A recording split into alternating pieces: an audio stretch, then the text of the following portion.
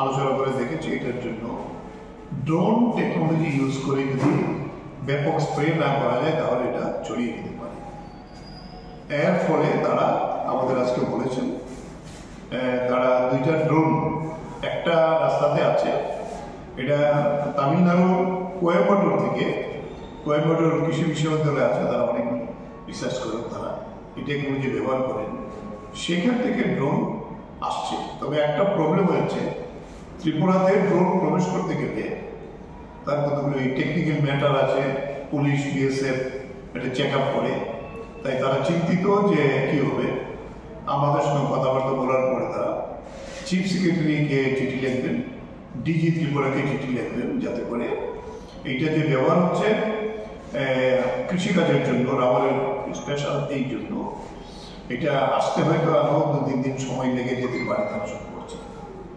ইতিমধ্যে তারা আমাদের যে মেথড আছে এই মেথডে কিছু জায়গাতে বিশ্রামগঞ্জে তারা এটা শুরু করেছে এবং তারা বলছে মেশিন দুটো আসলে আগামী 10-15 দিনের মধ্যে তারা এফেক্টেড এলাকাগুলিতে স্প্রেইং করবেন, তাহলে হয়তো হওয়া যাবে। এবং আমরা বলবো যে আপনারা আমাদের নজরে নেওয়াতে সুবিধা হয়েছে, আমরা অ্যাকশন নিয়েছি, আমরা আজকে তাদেরকে ধন্যবাদ জানিয়েছি। রাবার বোর্ড তাড়াতাড়ি যেভাবে এটা নিয়েছেন, কারণ তাদেরও এটা প্রচণ্ড ক্ষতি যে এটা তো একটা নতুন ডিজিজ ত্রিপুরার জন্য এসেছে এবং তাদের টেকনিক্যাল টিমও আসছে, বলছে রিসার্চ উইংসের যারা লোক আসছেন। এবং আমরা আজকে যোগাযোগ করার চেষ্টা করেছিলাম চিফ সেক্রেটারির সঙ্গে। চিফ সেক্রেটারি আমি 2বার কথা বলা পাইনি, তিনি কোনো মিটিংয়ে ব্যস্ত আছেন। আমি আবার আপনাদের সঙ্গে কথা বলার পরে কথা বলার চেষ্টা করব, ডিজিপির সঙ্গে কথা বলবো, যাতে করে এই মেশিন দুইটা আনার ক্ষেত্রে কোনো অসুবিধা না হয়। আমরা কৃষকদের সচেতন করতে চাই, যেখানে যেখানে এই ধরনের পাতা পড়া কিংবা গাছের এরকম অসুবিধা হচ্ছে, তারা যদি ইমিডিয়েটলি রাবার বোর্ডের যে জেলাভিত্তিক অফিস আছে সেই অফিসে যোগাযোগ করেন। এবং আমরাও আমাদের কৃষকদের ইতিমধ্যেই আমরা বিভিন্ন জায়গাতে যোগাযোগ করেছি, কারণ ত্রিপুরা রাবার উৎপাদক সমিতি ইতিমধ্যে আমরা আমাদের রাজ্যের যে 23টা মহকুমা আছে, 23টা মহকুমার মধ্যে 10টা মহকুমাতে আমরা কনভেনশন করে এই বিষয়টা আমাদের সাংগঠনিক আলোচনার সাথে সাথে এই বিষয়টা উপস্থাপিত করেছি। আমাদের সম্পাদক এটা বললেন। এই হলো আজকে প্রধান বিষয়।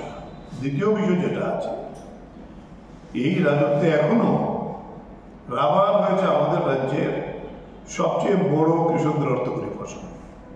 রাবারকে ভিত্তি করে আমাদের অর্থনীতির বুনিয়াদ তৈরি হয়েছে।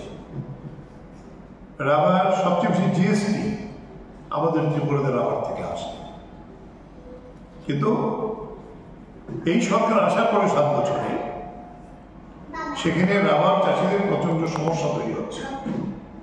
রাবারের দাম কমে গেছে, রাবারের যে সামগ্রী অ্যাসিড, তারপরে হ্যাঙ্গার, নাইফ যেগুলি লাগে রাবারের জন্য, এগুলো আগে বিভিন্ন রাবার বোর্ডের একটা কোঅপারেটিভ ছিল, গ্রামে গ্রামে আরপিসি ছিল, রুরাল কোঅপারেটিভ, এগুলি প্রায় বেশিরভাগ ডিফার্ম হয়ে গেছে। এখন আর এই সাপ্লাইগুলো নেই। সাপ্লাইগুলো না থাকার ফলে মার্কেট থেকে কিনতে হয় অ্যাসিড ইত্যাদি, তার গুণগত মান খুবই খারাপ। দ্বিতীয়, মার্কেটিংও তারা ছোট ছোট চাষিরা এই রাবার বোর্ডের যে কোঅপারেটিভ আছে তার মারফতে আগে বিক্রি করতে, রেটটা তার ঠিক থাকে। এখন এইটারও দুর্বল হয়ে গেছে, দুর্বল হয়ে যাওয়ার ফলে ফরিয়াদের উপর নির্ভর করতে হয়।